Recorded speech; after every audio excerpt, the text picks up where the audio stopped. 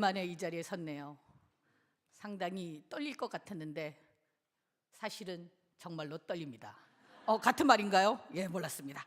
예, 오늘은 사순절 5번째 주일을 맞이하고 있습니다. 제가 부활절을 저희 유년부서에서 준비하면서요, 한 가지 사진을 준비했어요. 한번 보시겠어요? 방송실 사진 좀 보여주세요. 퀴즈가 숨어 있으니 잘 봐주십시오. 어떻습니까? 우리 유년부 아이들이 부활절 계란을 정성스럽게 꾸미고 있는, 너무 따뜻하고 아름답지요. 저희 유년부 선생님들은 이 퀴즈에 답을 맞추시면 안 됩니다. 참고하시고. 네, 여러분, 이 사진에서 뭔가 이상한 게 있어요. 뭘까요? 잘 보세요. 좀 이상한 게 있어요. 네. 예. 예? 달걀 색깔이 이상하다. 아쉽지만 아닙니다. 네. 잘 보면 좀 이상한데. 예. 자, 힌트를 드리겠습니다. 이름, 이게 힌트예요. 이름. 이름. 여러분, 시력이 저보다 다 좋으신 것 같은데, 이름. 세 글자인데 두 글자로만 말씀드렸더니 세 글자를 발견을 못 하시는데. 이름표. 예, 이름표를 잘 봐주십시오. 이름표 좀 뭔가 이상하죠? 이름표는 뭐가 적혀 있어야 되나요? 이름. 근데 이름표가 어때요? 유년부 이름표. 근데 왜 이상해? 유년부에서 유년부 했는데. 자, 저게 좀 이상해요. 그죠? 근데 우리 유년부에서는요, 유년부가 원래 맞는 운남교회 유년부니까 아이들 이름을 걸어줍니다. 저도 제 이름을 겁니다. 근데 저 왜 저러냐고요? 사실은 여러분, 이 사진 속 아이들 중에 혹시 아는 아이들 있나요? 있어요? 없어요. 와, 없어요. 저도 아무도 모르는 애들이에요. 자, 깜짝 놀라셨죠? 예, 이게 바로 인공지능이 만들어낸 가상의 이미지입니다. 너무 닮았지 않아요? 저는 저걸 딱 보는 순간 운남교회 이름표 명찰까지 저걸로 만들었나 이랬는데, 저희 여기 한수영 부장님이 어머, 운남교회 티셔츠 입었어요 목사님 이러더라고요. 제가 그래서 자세히 보니까 운남교회 티셔츠를 입고 있는 거예요. 유년부 티셔츠. 와, 제가 참, 예, 저걸 왜 만들었냐면, 우리 부활절 달걀 꾸미기를 하기 위해서 제가 AI에 명령을 내렸죠. 예전에 만들었던 이미지를 찾으려니까 그 이미지를 다 입을 수는 없잖아요. 그래서 AI의 도움을 받았죠. 이렇게 해서 종이컵에 이런 눈을 붙이고 이런 입을 이렇게 만들고 이렇게 해서 모루로 손잡이를 하고 이렇게 명령을 자세히 내렸더니 저걸 만든 거예요. 저는 아이들까지 이름표를 저렇게 만들라 한 적은 없는데 아주 멋있게 저렇게 만들었더라고요. 야, 여러분도 한번 해보시면 저보다 더 잘하실 거예요. 사실은 우리 눈에 보이는 게 진짜인 것 같아요. 티셔츠까지 입고 왔는데, 그죠? 그런데 사실은 저기서는 우리 아이들이 없어요. 와, 그렇습니다. 참 속고 있단 말이죠. 네, 맞아요. 여러분의 인생은 어떻습니까? 우리 인생도요, 살아보면요, 내보다 저 옆 사람이 더 행복해 보여. 여러분 옆에 분 다 보시고 행복해 보이시죠? 나보다 좀 잘 사는 것 같지 않아요? 왠지 매일 웃고 계시고, 그쵸? 행복한 것 같아. 나보다 밥도 더 잘 먹는 것 같고, 맞죠? 근데 물어보세요. 진짜 그런가요? 물어본다면 사실 겉으로 보이는 게 다가 아니라는 거죠. 겉으로 보기에는 진짜 잘 먹고 잘 살고 행복하고 여행도 가고, 여기 다 여행 다 다녀오셨죠? 예, 저만 안 갔다 왔을 것 같은데, 제가 제주도가 집이란 말이죠. 그래서 이번 명절에도 갔다 왔는데 저희 유년부 선생님들이 이런 거예요. 좋겠다, 나도 친정 제주도였으면. 좋습니다 이러지만 속으로는 한번 가보세요 선생님. 비행기 탈 때마다 스트레스예요 이렇게 말하고 싶지만 그럴 순 없잖아요. 잘 다녀오겠습니다 이렇게. 속으로는 또 아닌데 말이죠. 그랬어요. 그래서 여러분, 10명 중에 대부분이 몇 명이 힘들 것 같아요? 몇 명이 내게 정말 힘든 삶이다, 내는 속마음 털어놓지도 못하고 이렇게 거짓말로 말한다, 이렇게 말하는 사람이 거의 10명 중에 7명이 그렇답니다, 통계적으로. 그러니까 30%만 진짜 삶을 살고 거의 우리는 70%는 가면을 쓴 그런 삶을 살고 있다는 거죠. 그렇습니다. 여러분, 제가 오늘은 핸드폰을 안 들고 왔는데 핸드폰이 좀 없어지면 어때요? 불안하잖아요. 왜? 핸드폰에 모든 정보가 있어가지고 그렇습니다. 그래서 핸드폰은 요즘은 나이 많으신 어르신들도 핸드폰으로 뭐를 잘 봐요? U자로 시작하고 그 V자로 끝나는 거 세 글자 있잖아요. 여러분 안 친하세요? 네. 예. 그거 저희 어머니가 유튜브를 할 줄 모르셨어요.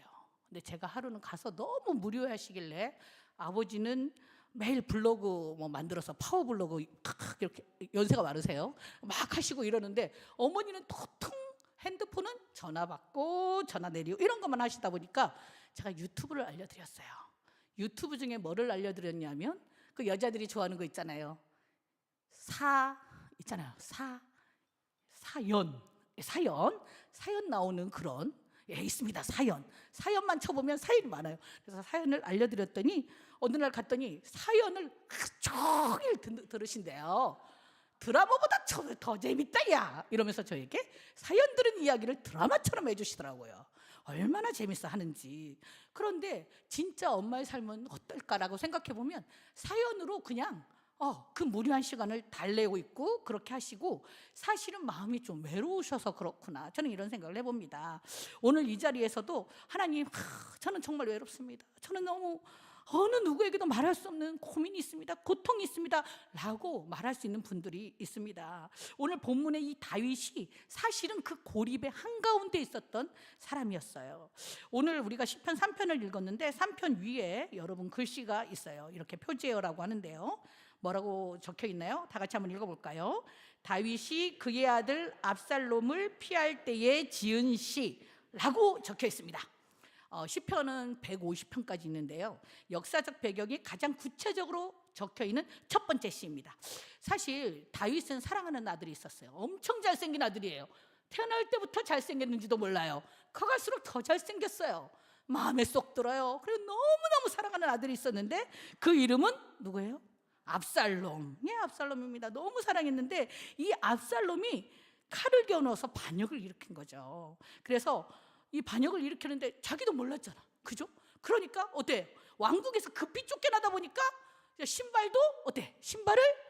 신을 쇠도 없지. 신발도 그냥 신지 못하고 머리를 가린 채 감람산으로 길을 울며 올라가야 했습니다. 사무엘하 15장 30절에 이렇게 나와 있습니다. 그의 머리를 보시면 머리를 가리고 울며 올라가니라. 그러니까 사랑하던 아들이 반역을 일으키니까요, 정말 머리를 가린 채 신발도 못 신고 급히 올라가는 그 모습을 한번 생각해 보세요. 인생이 가장 그 비참한 밑바닥까지 내려가지 않았을까요? 내가 이렇게 애지중지 키운 아들이 가장 이 비참하게 만든 그 장본이라 생각해 보세요. 내가 신발 못 신는 건 괜찮아. 아들 때문에 신발 못 신으면 괜찮지. 그럴 수 있잖아요. 내가 밥 먹는 거 못 먹는 거 괜찮아. 그래도 내 아들만 이렇게 아꼈던 그 아들이었던 거죠. 그런데 가장 뼈아픈 그 배신의 자리에 그 울면서 눈물로 쓴 시가 바로 이 시편이란 말씀입니다. 그런데요, 다윗을 절망하게 한 이 사건이 또 있었어요. 그 한 사람이 더 있었어요. 자기 아들만 배신한 게 아니었어요. 자기 아들에게만 배신당하는 게 아니었습니다. 사무엘하 16장 이제 볼까요? 좀 그 다음 말씀 좀 올려주시겠어요? 15장 사무엘하 15장 31에서 34절. 사무엘하 15장 31에서 34절. 31에서 34절 우리 31절만 한번 읽어보겠습니다. 시작. 어떤 사람이 다윗에게 알리되 압살롬과 함께 모반한 자들 가운데 아히도벨이 있나이다 하니 다윗의 이르되 여호와여 원하옵건대 아히도벨의 모략을 어리석게 하옵소서 하니라. 아멘. 아히도벨이라는 사람이 나옵니다. 아히도벨은요, 다윗과 평생 생사고락을 함께하며 가장 신뢰하던 신복 중에 신복 그 신하였어요. 진짜 믿어지지가 않는 거예요. 압살롬 제일 사랑하는 아들에게 배반당했지. 그리고 아히도벨 제일 내가 사랑하는 신복 중에 신복 배신당한 거예요.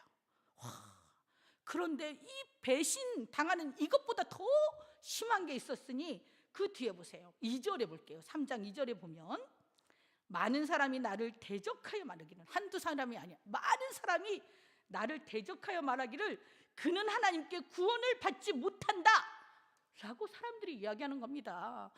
사람들이 수근수근 하는 건 몇몇 사람들이 수근수근 하는 거예요. 근데 많은 사람이란 것은 대다수의 사람들이 이렇게 얘기하는 거예요. 이 배신의 아픔 속에서 이 두 사람만 배신해도 죽을 것 같은데 세상은 이렇게 말하는 거죠. 하나님 너 버렸어. 하나님 너 이제 안 도와주셔. 너는 끝이야 라고 말한 겁니다. 하지만 다윗은요, 그 철저한 고독과 절망의 한복판에서 눈을 들어 진짜를 보는데 바로 이 시편 3편을 이거를 우리가 적었다는 거죠. 그렇습니다. 가짜 절망에 속지 않고 진짜 하나님을 바라보면서 여호와여 주는 나의 방패시오 나의 영광이시오 나의 머리를 드시는 자신이다 라고 말씀을 하고 있습니다. 성도 여러분, 아들에게 쫓기고 신복에게 배신당한 이 철저한 절망의 한복판에서 여러분이라면 어떤 고백을 하시겠습니까? 다윗은요 진짜 하나님을 만난 거예요. 이 속에서 진짜 하나님을 봤다니까요. 세상은 다 끝났다고 비웃었어. 너에게 구원이 없다. 너는 이제 끝이다 라고 말할 때 하나님은 새로운 시작을 말씀하고 계시는 겁니다. 세상은 우리의 인생을 향해서 이제는 끝났다라고 말할 때가 있어요. 어떤 사람들은 몸의 질병으로 인해 내 인생이 끝났구나. 어떤 사람은 진짜 내 진짜 부모로 인해, 어떤 사람은 내 자식으로 인해, 어떤 사람은 내 직장으로 인해 하루아침에 내 사업이 망한 것 때문에 여러 가지 상황이 있겠죠. 하지만 하나님은요 이 끝에서 우리가 끝이다, 세상 사람이 모두 다 끝이라 할 때 새로운 시작을 말씀해 주시는 분이신 줄 믿으시길 바랍니다. 다윗을 향한 사람들의 조롱과 비난을 히브리어 원문으로 제가 한번 찾아봤는데요, 이 원문으로 보면 인이라는 말이 나와요.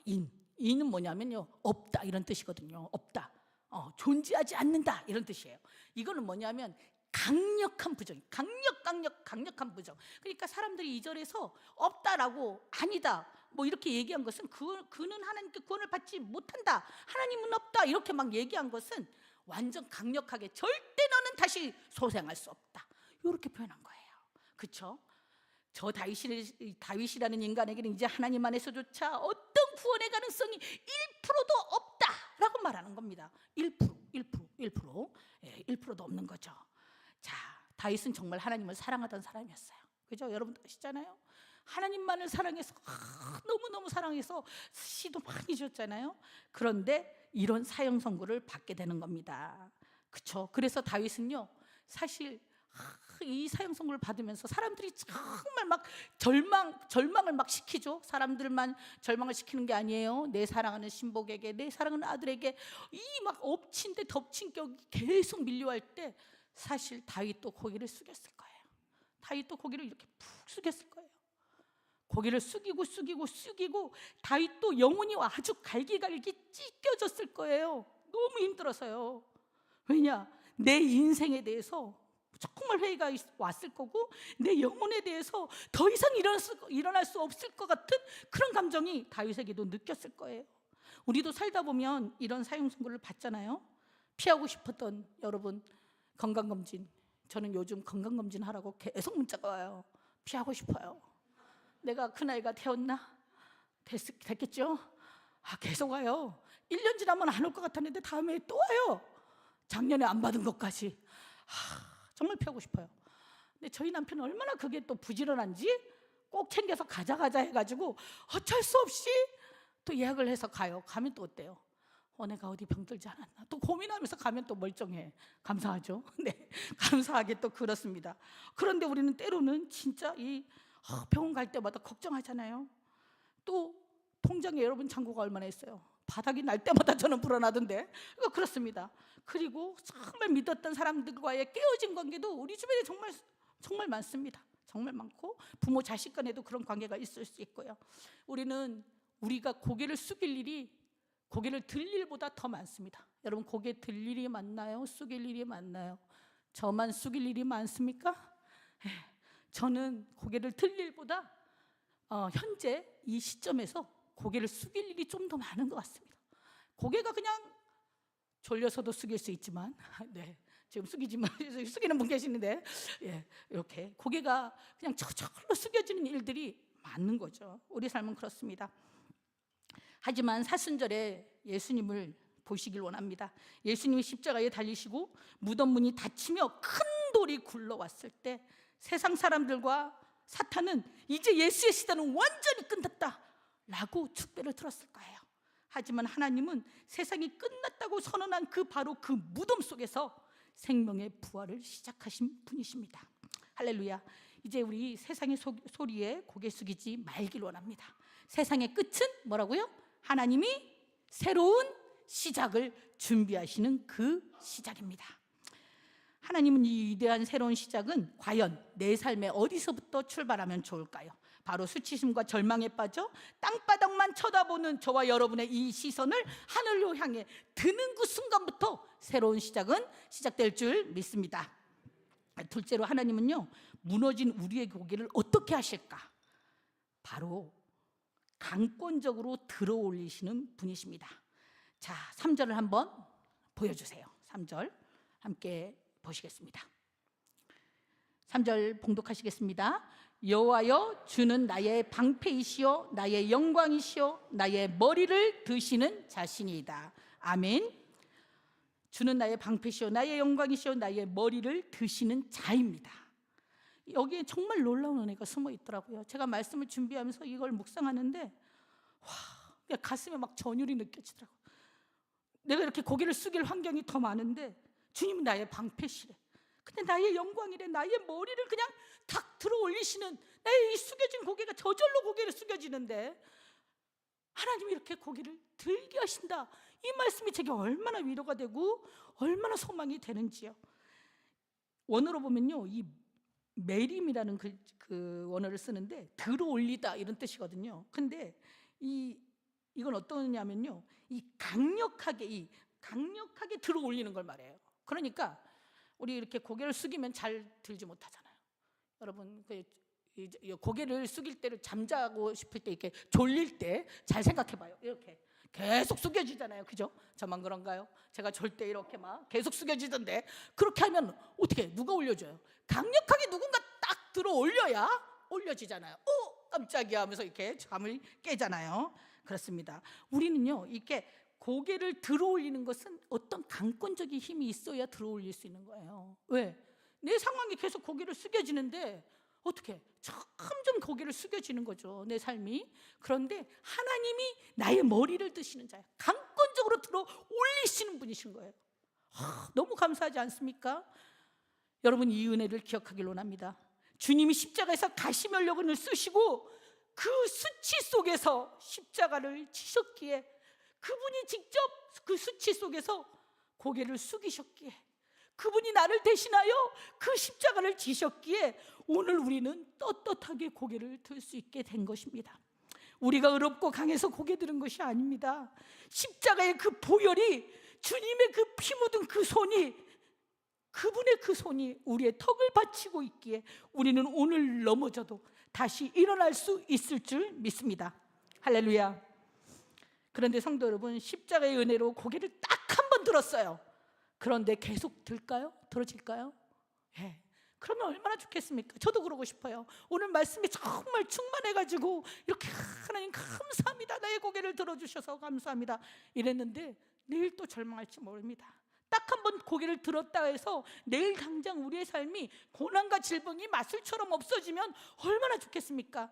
그런데 비바람은 여전히 몰아칠 것입니다. 그래서 우리에게는 고개를 들게 하실 뿐만 아니라 그 거센 그 폭풍우 속에서도 끝까지 어떻게 해요? 아까 찬양하던데 너무 은혜 받았어요. 끝까지 버티게, 제가 음을 잘 몰라서 버티게 하시네 하고 싶은데 안 되네요. 이 버티게 하시는 은혜가 반드시 필요합니다. 그래서요, 하나님은 어떤 분이냐? 붙드시고, 나 고개를 이렇게 들었는데 붙들어 주시고, 그리고 영원히 버티게 하시는 그 버팀목이 되시는 분이라는 걸 기억하길 원합니다. 5절을 보겠습니다. 5절, 우리 3장 5절을 보시면 함께 보십니다. 내가 누워 자고 깨었으니 여호와께서 나를 붙드심이로다. 할렐루야. 붙드심입니다. 붙드심. 붙든다는 것은요, 원어로 보면요, 무너져 내리는 그 건물 밑에서 든든하게 받치는 그 버팀목을 말하거든요. 이 버팀목이 훌륭하면 어떻습니까? 지진이 일어나도 안 무너지겠죠. 뭐 폭풍우가 쳐도 안 무너지겠죠. 이게 바로 하나님이시라는 거예요. 하나님.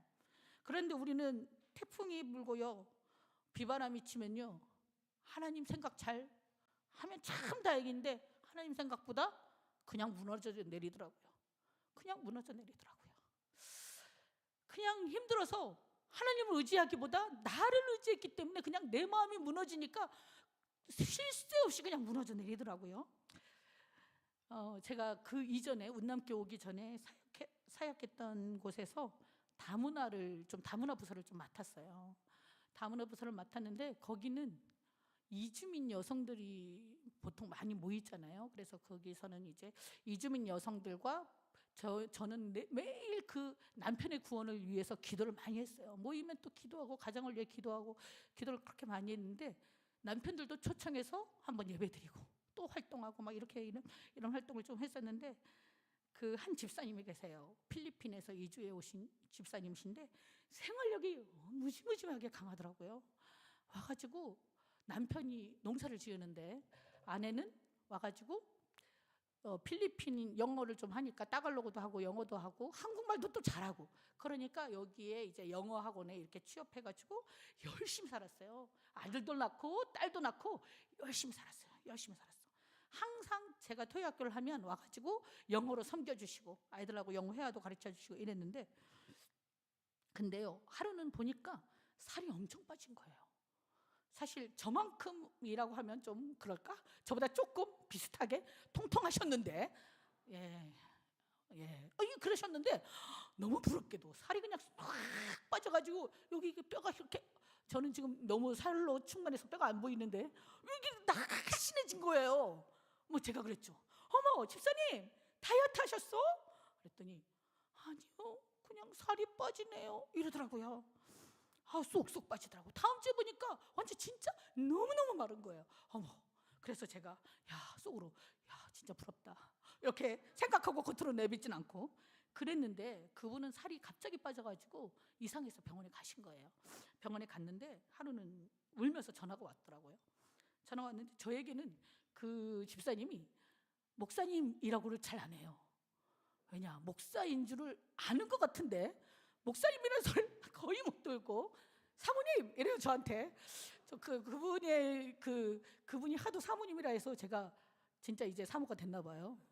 저희 남편이 신학을 시작해서 이젠 진짜 사모님이라는 소리를 듣게 되었는데 감사하게도 그랬는데 그분이 저한테 사모님 이러더니 막 우는 거예요 전화로.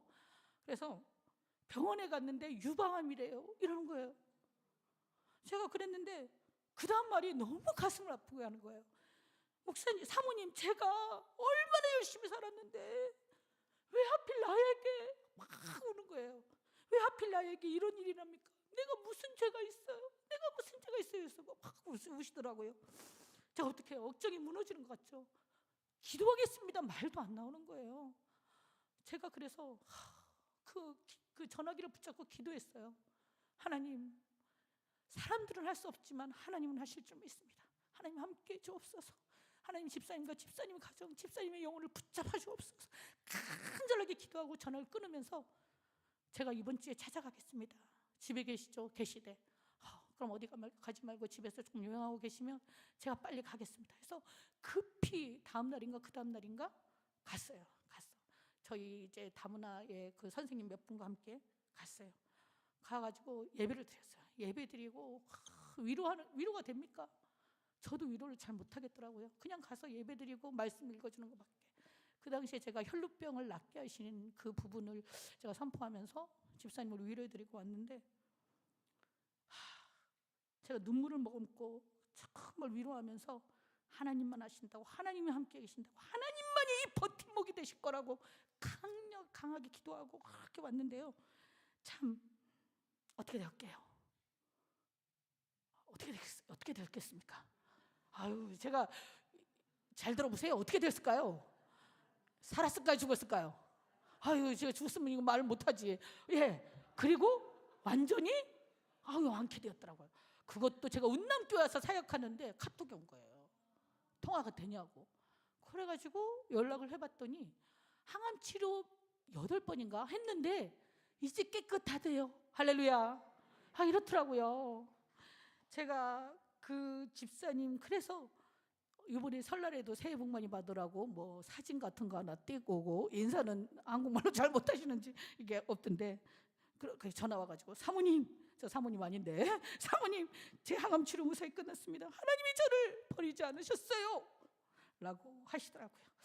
하나님은 내 삶의 고난이나 암덩어리를 당장 마술처럼 없애주는 분은 이실 수도, 이렇게 말 잘해야 돼 목사님, 그죠? 이십니다 라고 할 수도 없고 아니다 라고 할 수도 없으니까 당장 마술처럼 없애주는 분이라고 그렇게 믿기 전에 사망의 음침한 골짜기라는 풍랑 속에서도 우리의 영혼이 파괴되지 않도록 절대 놓지 않는 영원한 버팀목이 된 줄 믿습니다. 이런 하나님을 참으로 믿는다면요, 우리 천만인이 나를 에워싸 친친다 할지라도 두려울 필요가 없는 거예요. 우리에겐 세상을 이길 만한 힘이 있습니다. 그런 능력이 있습니다. 이제 말씀을 정리하고자 합니다. 사랑하는 은남 성도 여러분, 암투병정이던 이 다문화 가정 집사님의 삶을 지탱했던 것은 딱 하나예요. 영원한 버팀목 되신 예수 그리스도, 바로 하나님이십니다. 이제 교회 문을 나서면서 우리는 또다시 각자의 치열한 삶의 자리로 내일부터 또 돌아가게 됩니다. 내일 출근하면 여전히 나를 괴롭히는 문제가 여전히 있어요. 당장 마술처럼 없어지면 좋겠는데 비바람은 여전히 몰아칠 것입니다. 그러나 여러분 기억하길 원합니다. 세상에 주는 가짜 위로나 그런 허상에 속지 마시길 원합니다. 하나님께서는요, 우리가 고개를 숙일 때 고개를 강권적으로 들어 올리시는 분이십니다. 그것이 바로 이 사순절 우리가 십자가의 은혜를 경험하게 되는 그 삶의 자리인 줄 믿습니다.